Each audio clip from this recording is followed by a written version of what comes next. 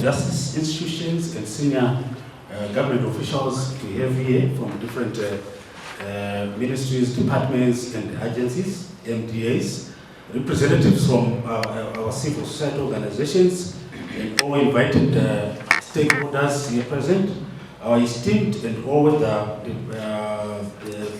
development partners. We have Carl here, who have made this possible, as well as the Swiss Embassy. Our esteemed ladies and gentlemen, here present, all protocols duly observed and shortened as APO. All protocols observed. Yes, good morning everyone.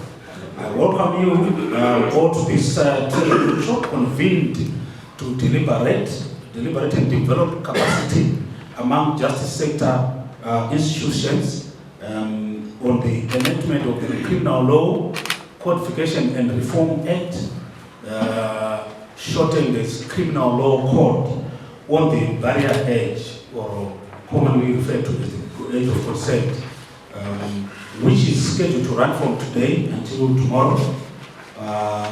Before I go any further, may I applaud you all for the commitment you have shown in attending this workshop, which is a true reflection on a commitment to national duty.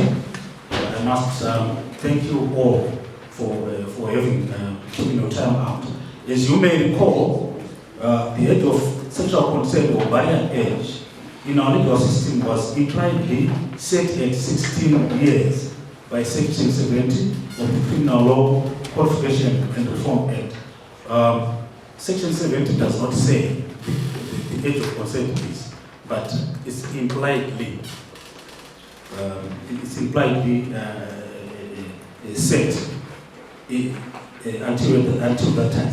This position was, however, challenged in the Constitutional Court in the Kawenda case that was cited by the previous speaker.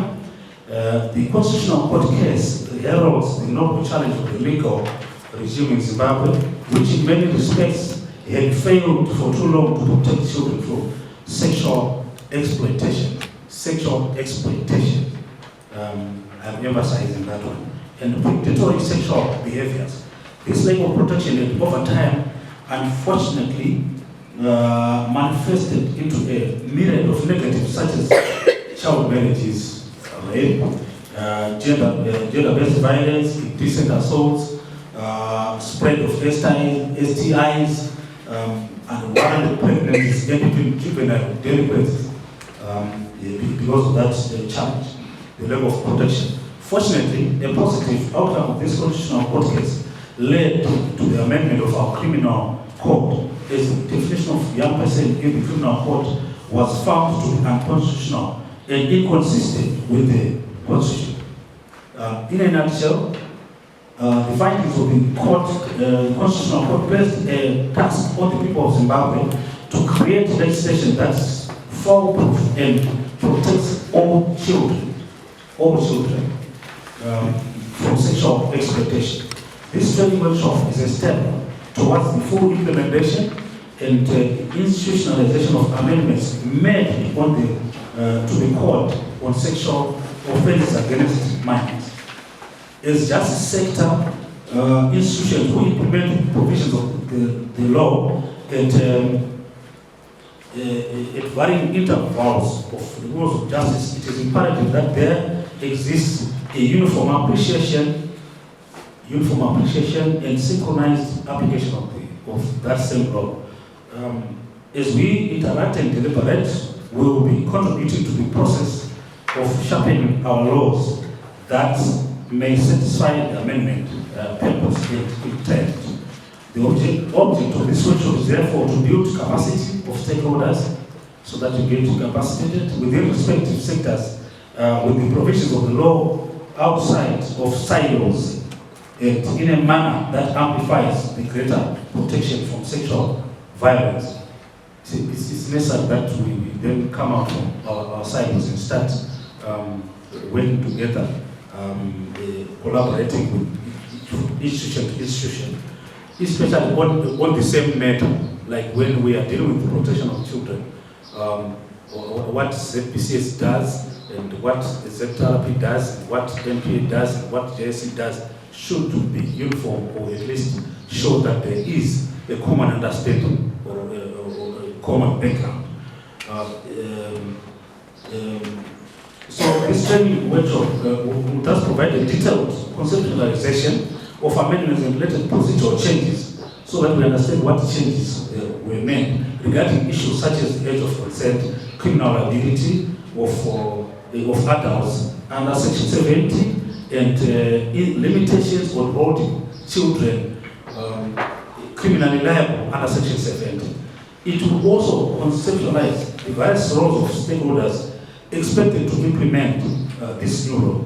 This capacitation program was also developed as a tool, so it also works as a tool for the implementation of this law by various justice sector institutions, and to raise public awareness with regards to the provisions of this act.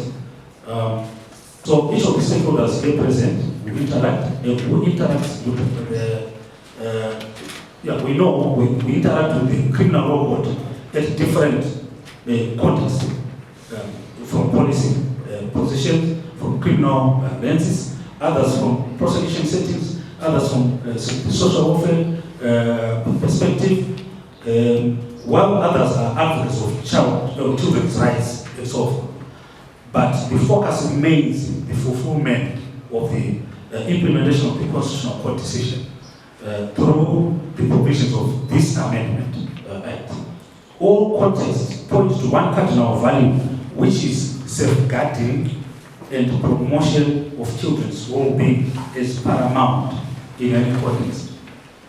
I therefore implore all stakeholders here present to bring forth your experiences, your views and recommendations in the development of capacity among justice sector institutions dealing with sexual offences against minors. I truly anticipate fruitful and constructive deliberations, and once again wish to extend my deepest gratitude in your committing your time to attend to this matter, where we are setting the foundation of a future Zimbabwe where children enjoy full protection of the law. Be rest assured that your attendance is invaluable. I wish you all fruitful deliberations for this next year, 2 days, today and tomorrow. I want to thank you.